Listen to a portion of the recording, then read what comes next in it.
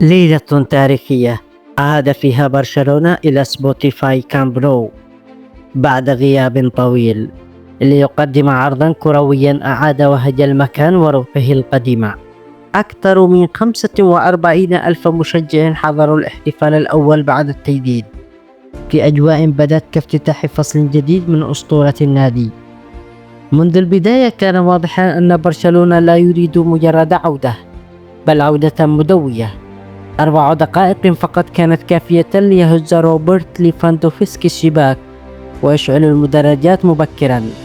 ضغط متواصل، إيقاع عال، وشهية مفتوحة للهجوم. وقبل نهاية الشوط الأول بلحظات قدم لامين يامال لمسة فنية راقية بتمريرة مذهلة نحو فيران توريس الذي سجل الهدف الثاني بثقة عالية، معلنا أن الفريق في ليلة يريد فيها أن يحتفل مع جمهوره بكل الطرق الممكنة. مع بداية الشوط الثاني واصل برشلونة المهرجان.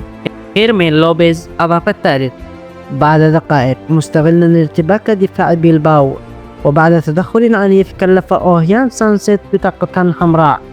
أصبح الطريق مفتوحا تماما أمام البلوغرانا لإكمال العرض.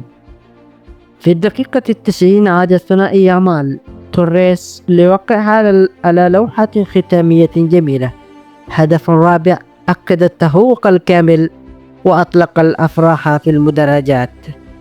الأداء كان جماعيا لافتا، يامال عقل مبدع، توريس في أفضل حالاته، وليفاندوفسكي قائد يثبت حضوره. ورغم الغيابات المؤثرة نجح هانز فليك في تقديم نسخة قوية ومرنة من فريقه.